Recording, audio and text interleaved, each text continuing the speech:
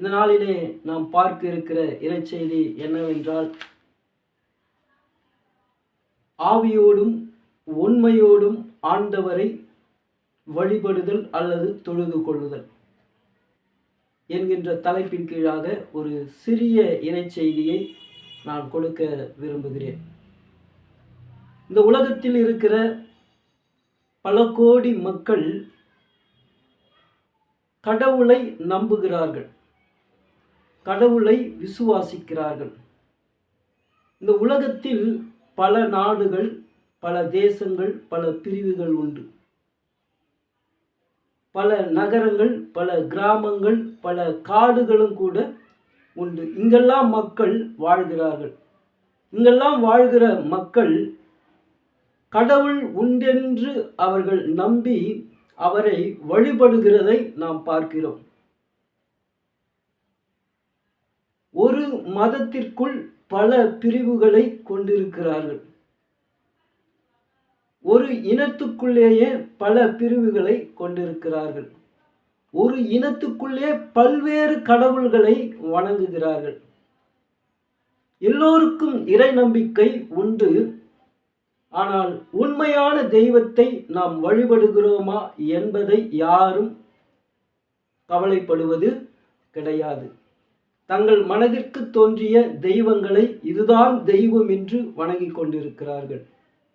பிரியமானவர்களே, இப்படிப்பட்ட இந்த காலகட்டத்திலே உண்மையான தெய்வத்தை நாம் வணங்குகிறோமா என்பதை கிறிஸ்தவர்களாகிய நாம் அறிந்து கொள்ளும்படியாகவும் நாம் அதை தெரிந்து கொள்ளும்படியாகவும் இந்த நாள் நமக்கு கொடுக்கப்பட்டிருக்கிறது. கடவுள் யார்? அவர் எப்படிப்பட்டவர்? அவர் எதை விரும்புகிறார் என்பதை நாம் அறிந்து கொள்ளும்படியாக இந்த நாளிலே நாம் தியானிக்கும்படியாக அழைக்கப்பட்டிருக்கிறோம். இன்றைக்கு நாம் தியானிக்கும்படியாக நமக்கு கொடுத்திருக்கிற தலைப்பு என்னவென்று பார்க்கிற பொழுது, ஆவியோடும் உண்மையோடும் ஆண்டவரை வழிபடுதல். ஆவியோடும் உண்மையோடும் ஆண்டவரை வழிபடுதல் என்கின்ற தலைப்பின் கீழாக நாம் தியானிக்க இருக்கிறோம். கிறிஸ்தவர்களாகிய நாம் நம் ஆண்டவர் எப்படிப்பட்டவர், அவர் எதை விரும்புகிறார் என்பதை தெள்ளத் தெளிவாக அறிந்து கொள்ள இந்த நேரத்தை ஆண்டவர் நமக்கு கொடுத்திருக்கிறார். பிரியமானவர்களே, இந்த வேத வாக்கியம் எங்கே இருக்கு என்று நாம் பார்க்கிற பொழுது, யோவான் எழுதின நற்செய்தி நூல் 4ஆம் அதிகாரம் 23 24 நாம் வாசிக்கிற பொழுது அந்த பகுதியிலே இது கொடுக்கப்பட்டிருக்கிறது. நான் வாசிக்கிறேன், நீங்கள் கேளுங்கள். உண்மையாய் தொழுது கொள்ளுகிறவர்கள் பிதாவை ஆவியோடும் உண்மையோடும் தொழுது கொள்ளும் காலம் வரும், அது இப்பொழுதே வந்திருக்கிறது.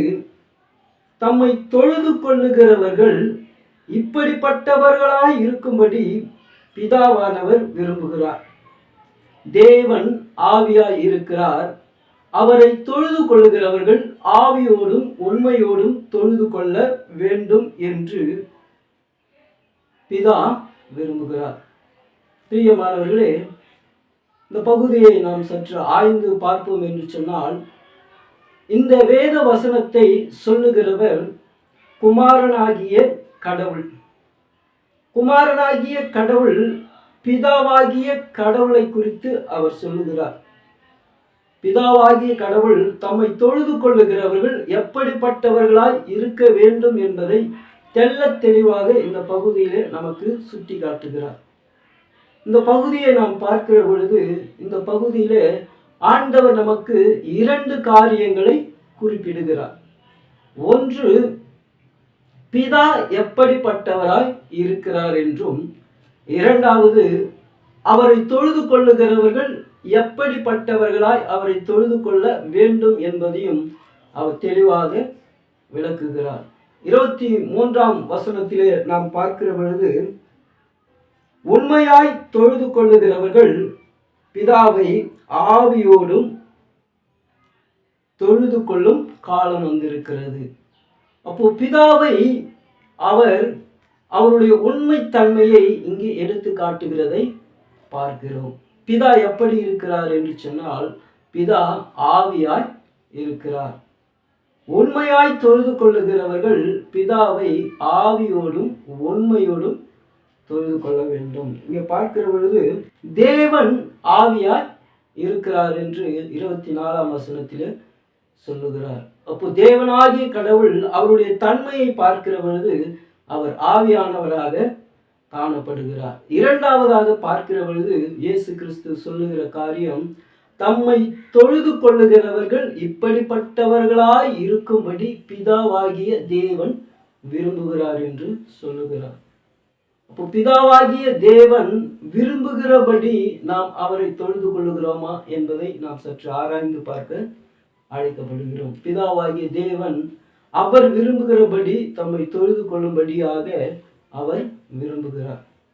அதைத்தான் 24ஆம் வசனத்திலே ஆண்டவர் சொல்லுகிற பொழுது, தேவன் ஆவியார் இருக்கிறார், அவரை தொழுது கொள்ளுகிறவர்கள் ஆவியோடும் உண்மையோடும் அவரை தொழுது கொள்ள வேண்டும் என்று சொல்லுகிறார். அதாவது சுருக்கமா புரியும்படியாக சொல்ல வேண்டும் என்று சொன்னால், கடவுளுக்கு உருவம் இல்லை, அந்த உருவமற்ற கடவுளை உருவமற்றவராகவே வணங்க வேண்டும் என்பதுதான் இதனுடைய பொருள். நான் புரியும் என்று நினைக்கிறேன்.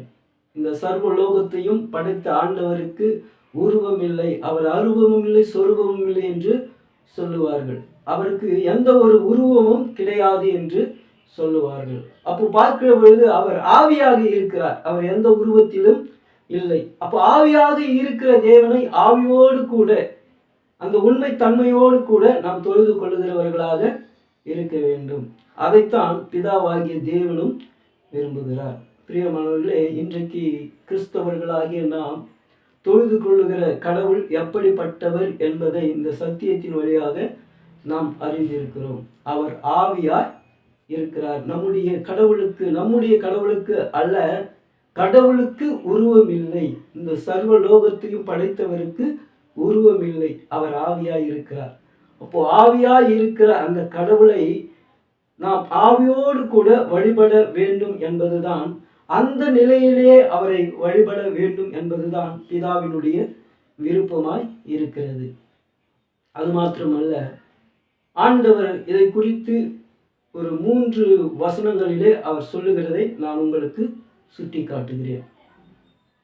ஆதியாகமம் 1ஆம் அதிகாரம் 2ஆம் வசனத்திலே நாம் பார்க்கிற பொழுது ஆண்டவரை குறித்து அங்கே சொல்லப்படுகிறது, தேவ ஆவியானவர் ஜலத்தின் மேல் அசைவாடி கொண்டிருந்தார் என்று சொல்லப்பட்டிருக்கிறது.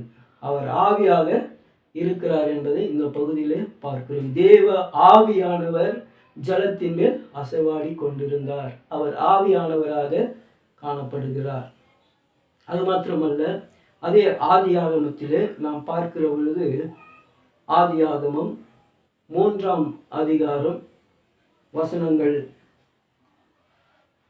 8 - 10 வரை நாம் பார்க்கிற பொழுது அந்த பகுதி நமக்கு சொல்லுகிற காரியம் நான் வாசிக்கிறேன். நீங்கள் கவனிக்கும்படியாக உங்களை அன்புடன் கேட்டுக்கொள்கிறேன். பகலிலே குளிர்ச்சியான வேளையிலே தோட்டத்தில் உலாவுகிற தேவனாகிய கர்த்தருடைய சத்தத்தை அவர்கள் கேட்டார்கள். அப்பொழுது ஆதாமும் அவன் மனைவியும் தேவனாகிய கர்த்தருடைய சத்தத்தைக்கு விலகி தோட்டத்தில் விருட்சங்களுக்குள்ளே ஒளிந்து கொண்டார்கள். அப்பொழுது தேவனாகிய கர்த்தர் ஆதாமை, நீ எங்கே இருக்கிறாய் என்றார். பிரியமானவர்களே, இந்த பகுதியை நாம் பார்க்கிற பொழுது தேவன் ஆவியாக அங்கே வருகிறதை நாம் பார்க்கிறோம். அவருடைய சத்தத்தை மாத்திரம்தான் அவர்கள் கேட்டார்கள், ஆனால் ஆண்டவரை அவர்கள் பார்க்கவில்லை. அப்போ ஆண்டவர் ஆவியாய் இருக்கிறார், அவரை உணர்ந்து கொள்ள முடியும், அவருடைய சத்தத்தை கேட்க முடியும், ஆனால் அவருடைய உருவத்தை பார்க்க முடியாது. ஏனென்று சொன்னால் அவர் ஆவியானவராக இருக்கிறார். பிதாவாகிய தேவன் ஆவியுள்ளவராக இருக்கிறார் என்பதை நாம் அறிந்து கொள்ள அழைக்கப்பட்டிருக்கிறோம். அவருடைய தன்மை ஆவி உடைய தன்மையாக இருக்கிறது. அவர் உருவமற்றவர், அவர் ஆவியாக இருக்கிறார் என்பதை நாம் அறிந்து கொள்ள அழைக்கப்படுகிறோம். 3வது வசனம், யாத்திராகமம் 20ஆம் அதிகாரம் 22ஆம் வசனம். அப்பொழுது கர்த்தர் மோசேயை நோக்கி, நீ இஸ்ரவேல் புத்திரரோடு சொல்ல வேண்டியது என்னவென்றால், நான் வனாந்தரத்திலிருந்து உங்களோடு பேசினேன் என்று கண்டீர்கள். ஆண்டவர் அவருடைய சத்தத்தை மட்டும்தான் இங்கே கேட்கிறார்கள். நான் வனாந்தரத்திலே உங்களோடு பேசினேன் என்று அறிவீர்கள் என்று சொல்லுகிறார். அப்போ நீங்கள் என்னுடைய சத்தத்தை மாத்திரம்தான் கேட்டீங்க, என்னுடைய உருவத்தை நீங்கள் பார்க்கவில்லை என்று ஆண்டவர் சொல்லுகிறார். அப்போ ஆண்டவருடைய சத்தத்தை மட்டும் அந்த ஜனங்கள் கேட்டிருக்கிறார்கள். இது இஸ்ரவேல் மக்களுக்கு அவர் சொல்லும்படியாக சொல்லுகிறார். ஏன் என்று சொன்னால், எனக்கு எந்த ஒரு உருவமும் கிடையாது. நீங்கள் என்னை வணங்க வேண்டும் என்று சொன்னால் உருவமற்றவராக நீங்கள் வணங்க வேண்டும். ஏன் என்று சொன்னால், உங்களோடு நான் பேசின பொழுது நீங்கள் என்னுடைய சத்தத்தை மாத்திரம்தான் கேட்டீர்கள், ஆனால் நீங்கள் என்னை காணவில்லை என்று ஆண்டவர் இங்கே தெளிவாக சொல்லுகிறதை பார்க்கிறோம். பிரியமானவர்களே, இந்த நாளிலும் இந்த சிறிய இறைச்செய்தியோடு கூட நான் உங்களோடு இதை பகிர்ந்து கொள்ள கர்த்தர் அடியனுக்கு செய்த கிருபைக்காய் உமக்கு நன்றி செலுத்துகிறோம். ஆவியான கடவுளை நாம் ஆவியோடும் உண்மையோடும் அவரை தொழுது கொள்வோம். ஆவியோடும் உண்மையோடும் என்று சொன்னால், உருவமற்ற கடவுளை உருவமற்றவராகவே தொழுது கொள்ளுதலே ஆவியோடும் உண்மையோடும் தொழுது கொள்ளுதல். இதை நீங்கள் தெளிவாக புரிந்து கொண்டு உங்களுடைய இல்லங்களிலும் உங்களுடைய சபைகளிலும் நீங்கள் ஆண்டவரை உண்மையாய் தொழுது கொள்ளும்படியாய் உங்களுக்கு உண்மையான ஒரு சத்தியம் கிடைத்திருக்கும் என்று அடியேன் விரும்புகிறேன். இந்த வார்த்தைகளை கேட்ட நீங்கள் சத்தியத்தை அறிந்து சத்தியத்தின்படி நடவுங்கள். சத்தியம் உங்களை விடுதலையாக்கும். கர்த்தர் தாமே இந்த திருவார்த்தைகளை ஆசீர்வதிப்பாராக. ஆமென்.